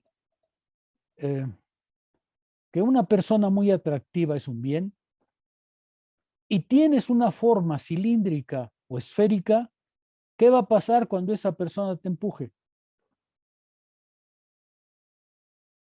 Rodarás y rodarás y rodarás y rodarás. ¿Sí? Claro, la causa externa está ahí. Pues eso, así es el mundo, ¿no es cierto? Nos vamos a encontrar con gente fea y bella y todo. Pero lo que sucede, no sucede, dice Crisipo, sin nuestra forma, sin nuestra acción. Exactamente igual que en el cilindro. Si en lugar de forma esférica tienes una forma cúbica, el impulso será el mismo, pero el movimiento no.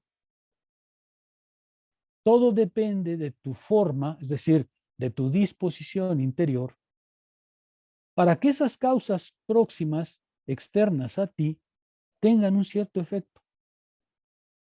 Lo que será, será, pero no será, sino a condición de que tu forma permita o no que sea y actúe de tal manera para que sea. ¿Sí se ve? Ahora ya empezamos a ver la dimensión moral de los estoicos. Tú puedes nacer en un ambiente en que las causas próximas, todas te sean desfavorables. ¿Quiere decir que estás predeterminado a ser malo? No. Quiere decir que hay un muy fuerte impulso para que lo seas, pero falta tu forma, falta tu acción. Falta tu acción sobre ti y tu acción en el mundo, porque lo que será, será no solamente las causas ajenas a ti, sino las causas que tú introduzcas. Y entonces, lo que está diciendo el autor, que es muy interesante, dice, de lo que se trata es de pensar simultáneamente un régimen causal mucho más complejo que el argumento perezoso dice. El destino no es solamente una serie de causas próximas que te impulsan en una dirección. El destino para Crisipo es un conjunto de causas, unas próximas, otras básicas, una serie de consecuencias y de efectos que todos ellos participan en lo que será. Claro que sucederá, pero no sucederá sin tu acción. O lo que es lo mismo, Crisipo está diciendo, si no tenemos una teoría causal cuidadosa, caemos justamente en la predestinación. Lo que necesitamos es una teoría causal muy cuidadosa que diga, para que algo pase, las causas que deben concurrir en ello son muy diversas, son muy variadas, no son elementales. Y entre esas causas está justamente tu acción. Tú puedes ser libre en un mundo que está determinado. Eso no quiere decir que vas a ponerte a volar si quieres, eso no puede serlo.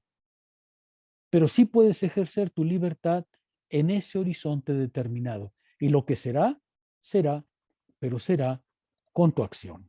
¿Sí? Dice, las causas básicas están conectadas con las cualidades particulares que hacen de un objeto, en tanto que objeto, lo que es y no otra cosa. Por eso dicen los estoicos que si hay alguien que tiene una disposición mala, pues va a hacer cosas malas, dicen ellos. Ellos no creen, como algunas filosofías lo piensan, que puedes tener un interior muy bueno y ser por fuera un crápula. Dicen, eso no es cierto. Eso no es cierto. Si eres un crápula por fuera, es que eres un crápula por dentro. No te pongas en plan de que, fíjate que en mi interior soy, no sabes qué bueno. Claro, vendo droga y armas en Tepito, pero en realidad yo mismo soy buenísimo. No, dicen los estudios, no. A ver, tu disposición interior es exactamente tu acción, porque tu acción no hace más que reflejar justamente el estado del alma tal como la tienes. Entonces, si estás inclinado al mal, vas a hacer el mal. Si estás inclinado al bien, por el contrario, introducirás en el mundo justamente la virtud. ¿Quiere decir que con eso vas a cambiar el mundo? No, tampoco tanto. Pero sí vas a introducir en el mundo la variable que es tu propia acción para que las cosas sean de otra manera. Así, el destino del hombre es tener 2 piernas y no 4. El destino es una palabra para describir de forma bastante neutral el estado de cosas que fue, es y será. Por tanto, no hay razón por la que Crisipo no pueda hablar de nuestro futuro como predeterminado. Ello significaría que lo que será, será. La necesidad de un sentido determinista no tiene nada que ver con el destino. Y aquí es donde aparece justamente el esfuerzo de Crisipo. Crisipo dice, separemos la necesidad del destino. El destino es sin duda el mecanismo global, pero la necesidad es el conjunto de causas que intervienen para que algo se realice. Y la necesidad es algo que incluye tu propia acción, tu acción necesaria, tu libertad. ¿Sí se ve? Tú no puedes aspirar, a ver, déjenme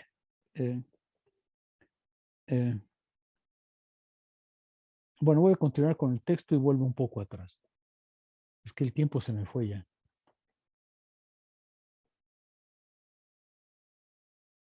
Si usamos el término destino, dice el autor, cuando contemplamos el mundo subespecie eternitatis, o sea, como Spinoza lo diría, y describimos lo que es y lo que será como predeterminado, obviamente estamos describiendo no solo los efectos de las causas básicas, sino también los de las causas próximas.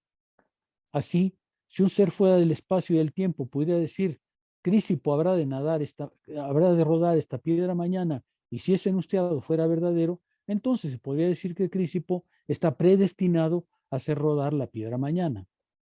En un tiempo futuro, por tanto, al igual que en el pasado y en el presente, un análisis apropiado de lo que estará predestinado tendría que tener en cuenta tanto las causas básicas como las causas próximas.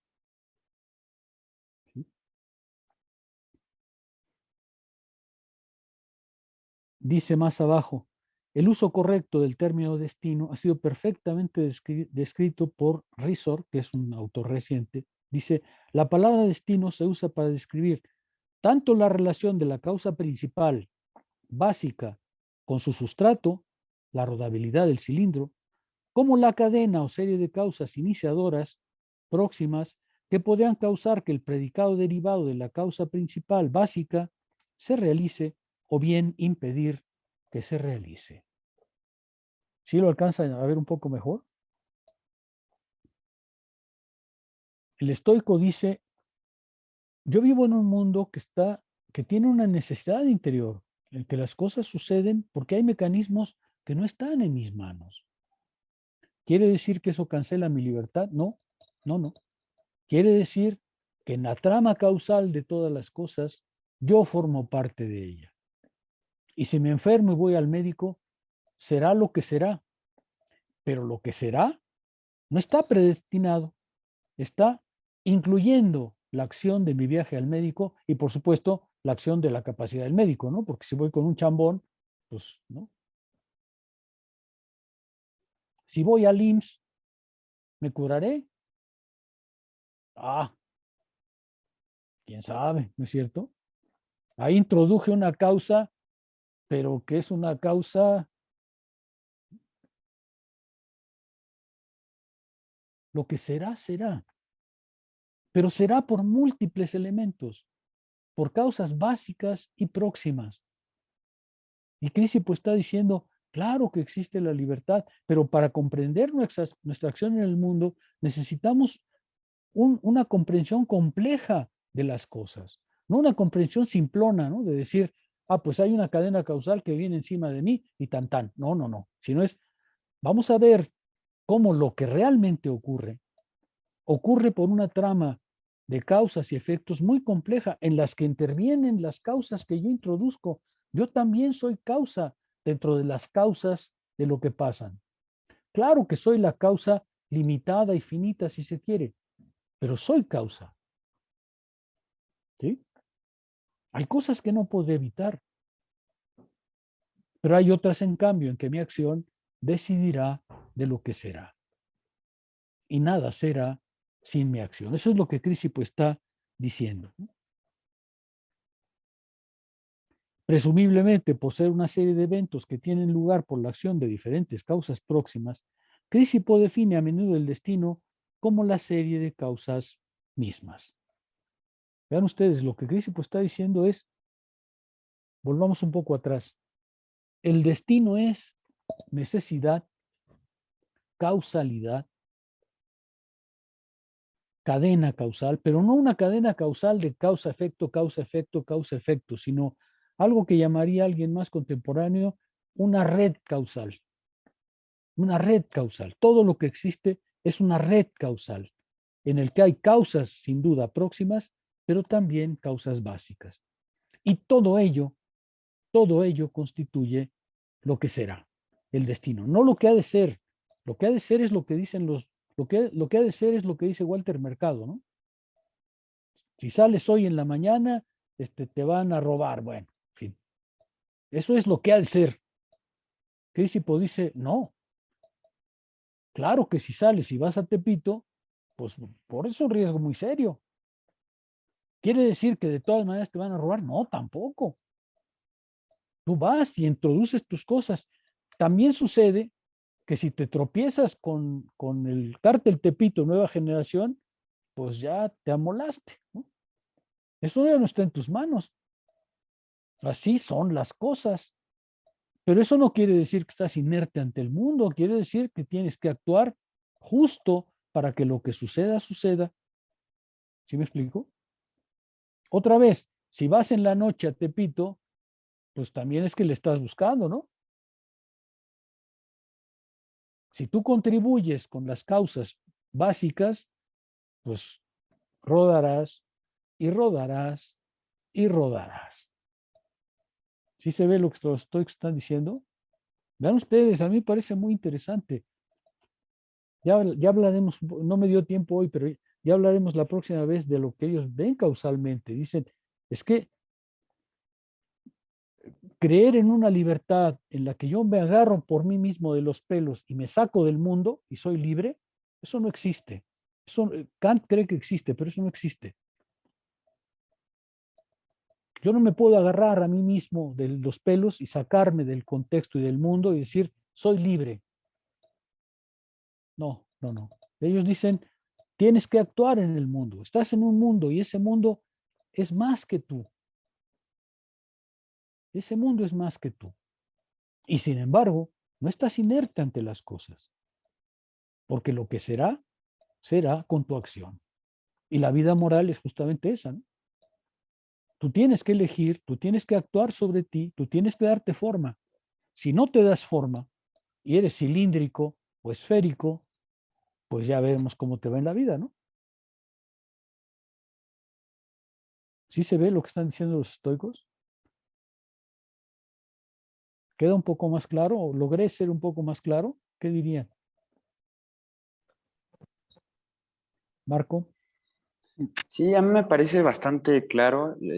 Justo lo complementaría un poco con una frase que sale más adelante en el texto, ¿no? Una cita que dice, el hombre es como un perro atado a un trineo, ¿no? Y Así es. esto en contraposición a el hombre, en contraposición con el sabio, ¿no? El sabio es aquel que, por así decirlo, manifiesta una forma de existencia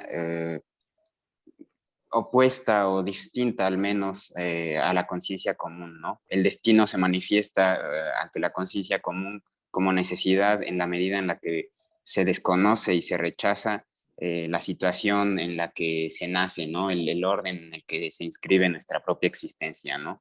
Y si uno no actúa reconociendo esta eh, eh, pues esta situación, responsabilizándose y apropiándose de ella, será arrastrado por el destino, ¿no? Claro. El hombre se encontrará atado y pues se convertirá en un mal hombre, ¿no? Será pasivo y encadenado. Así es. Sí, sí, el ejemplo viene desde Zenón, ¿no? Ese ejemplo de el hombre es como un perro atado a un carro, pues es de Zenón, ¿no? Y dice, mira, tienes de dos sopas, o caminas con el mundo o te opones y te arrastra. Solo que si te arrastra, como dice Marco, eres un mal hombre además, ¿no? Además de que te van a arrastrar, eres un pobre hombre. Por eso es que, ¿por qué todo esto importa? Porque cuando entremos a la disciplina del deseo, justamente lo que Marco Aurelio va a decir es, no desees que el mundo es como tú quieres. Comprende cómo es el mundo y actúa en él. Actúa en él con todo lo que tienes para que seas causa de la virtud. La virtud no queda anulada porque estés en un mundo determinado, porque estés en un mundo que tiene un sentido. Ahora, en el plano moral, a mí me parece que eso se acerca mucho a lo que en realidad pensamos hoy, ¿no? Es decir, la vida moral de alguien, de cualquiera de nosotros, pues nacemos en un contexto y algunos en un contexto muy desfavorecido. Y si no hacemos nada para cambiar el espacio interior de la gente, si no hacemos nada para educar, para promover otra forma de vivir, pues entonces la gente va a ser arrastrada por el destino. Pero no quiere decir que estamos predestinados a ser arrastrados por el destino. Quiere decir que si creamos las condiciones para disponer nuestra vida interior de otra forma, pues podemos alcanzar la libertad. Otra vez, aquí es importante ver, los estoicos no tienen una teoría del cambio social. Eso, decíamos, eso no existe en este momento. Ellos buscan la libertad en el horizonte en que se están moviendo, pero dicen, efectivamente, tú tienes deberes en el mundo. Marco Aurelio lo va a decir muchas veces. Tú tienes deberes en el mundo. Cúmplelas como estoico. Y así promoverás la virtud. Pero aprende que también en el mundo hay quien no te va a escuchar. Aprende que hay en el mundo también cosas que no está a tu alcance, aun si eres emperador de Roma. Y entonces vivirás feliz si comprendes el mecanismo global y te has hecho una disposición interior correcta. ¿Sí? ¿Sí se alcanza a ver? Claro, una filosofía moderna diría, no, pues cambia la situación de tu existencia, es una revolución social. Métete a la 4T y a ver qué cambias. ¿Sí se ve? Pero en estos no hay eso, Víctor. Una pregunta, doctor. En ese sentido, dentro de esta filosofía, ¿cómo sería un hombre pleno? ¿Sería aquel que reconoce sus determinaciones y actúa a partir de ellas? ¿Y esa plenitud podría entenderse como una madurez? Esa sería mi pregunta. Como la sabiduría. ¿Te acuerdas que esa es la definición de la sabiduría? Sí. La virtud no es otra cosa que alcanzar la completa comprensión de sí y del mundo. Eso fue lo que nos dijeron los estoicos desde el principio, ¿no? Aprende a elegir, aprende a decidir. Crea en ti un espacio interior tal que lo que te conmueve, únicamente lo que te conmueve, sea la realización de tu propia virtud. Pues ese es el sabio, ese es el hombre perfecto. El sabio es aquel que no solamente cultiva su propio jardín, sino que comprende el orden de las cosas. ¿Te acuerdas? Volvamos un poco atrás. El sabio ve en un barco que está amenazado por una tormenta. En un primer momento palidecerá, ¿no? Obviamente, y va a ver que su vida está amenazada. Ese es un reflejo automático, dicen los estoicos. Eso no se puede evitar, eso nadie no le pregunta el cuerpo a la razón, simplemente reacciona. Pero ¿qué hace el sabio? El sabio lo que dice es, estoy en medio de una tormenta, pero tengo que actuar racionalmente, es decir, no tengo que quitarle a la viejita de al lado sus flotis para sobrevivir, ¿sí? No tengo que disfrazarme de mujer para que me suban a la primera canoa que escape, ¿sí? Tampoco tengo que ponerme a gemir y a chillar en medio de todo eso, porque eso ni resuelve nada y lo único que hace es mostrar que no has comprendido nada. ¿Qué hace el sabio? El sabio dice, mi vida está en peligro, pero no voy a cometer una injusticia. No voy a caer en la desmesura. No voy a caer en el pánico. No voy a dejar que la amenaza me domine. No voy a dejarme caer en la pasión. ¿Sí me explico? Ese es el sabio estoico. el que comprende que hay cosas que no podrá contener, pero hay cosas enteramente en su libertad que elevará por encima de sí mismo para responder adecuadamente. Y eso es exactamente lo que entendemos por estoicismo aún hoy, ¿no? Por ejemplo, los niños que sufren cáncer muy pequeñitos, ¿son estoicos? ¿Qué dirían? Muchísimo, yo creo que muchísimo. Pero claro, claro. Porque reconocen que pues, están enfermos por algo que no depende de ellos, es completamente independiente, ¿no? Y reaccionan con un valor, uf, hombre, cuando los vemos reaccionar y querer vivir y luchar por vivir, ese es el estoicismo, ese es, y todavía en nuestro lenguaje común, esa es una actitud estoica. Ya no necesita ser filosofía, es simplemente el lenguaje común, ese es estoicismo. Y es lo que los estoicos están diciendo, ¿no? Hay cosas que la vida te planta enfrente que no están a tu alcance, pero lo que sí está a tu alcance es cómo reaccionar ante esas cosas. ¿Qué clase de dignidad tienes que poner enfrente para reaccionar ante esas cosas? Esa es la virtud, Víctor. La virtud es cómo reaccionas ante un mundo que de todas maneras está ahí. ¿Sí? ¿Sí? ¿Queda un poco más claro? Esa es a mi juicio, esa es la grandeza del estoicismo. Decir, claro que eres libre. No eres libre de, no puedes quitarte el cáncer con una limpia, ¿no? Pero sí puedes decidir qué acción tomas, qué actitud tomas ante eso.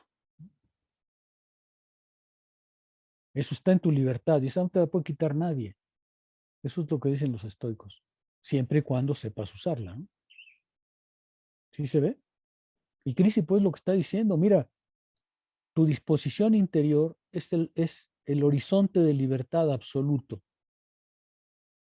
Ahora, esa no es una mera disposición para dentro de ti, es parte de la acción humana, es parte de tu acción en el mundo. Y el mundo no es sin tu acción. Claro que los estoicos tienen una concepción de la acción que no tiene una dimensión social, histórica, eso no. Tiene una dimensión moral, eso sí. ¿Sí se ve? Si queremos un concepto de libertad social, pues hay que ir mucho más adelante en la historia de la filosofía. Aquí lo que tenemos es una concepción de la libertad humana como acto eh, individual, no digo subjetivo, individual y colectivo, pero en la dimensión que ellos tienen. ¿Sí se alcanza a ver? Sí. Bueno, vamos a detenernos y seguimos con esto la próxima vez. Tenemos que terminar el artículo, faltan algunas cosas interesantes. Yo voy a agregar otras que derivan de ahí, porque el tema del determinismo, por eso este artículo es interesante, porque este artículo dice, mire, no son, los estoicos no son tan bobos como lo quieren presentar, ¿no? Como un determinismo chato, no, no son tan bobos. Tienen una salida mucho más inteligente, que es esta. Y eh, Y se ha estudiado mucho el tema del determinismo, justo porque no es un tema que haya desaparecido, sino al contrario, está presente, ¿no?, en la vida moral.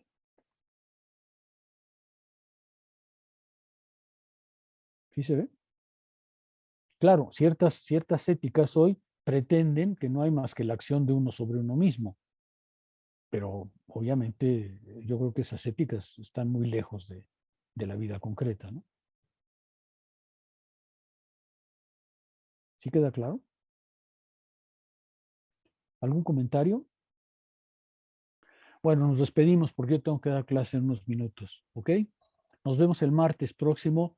Seguimos en este tema y seguramente terminaremos y empezaremos a leer a Dot en la disciplina del deseo, que ya resultará mucho más clara, creo yo.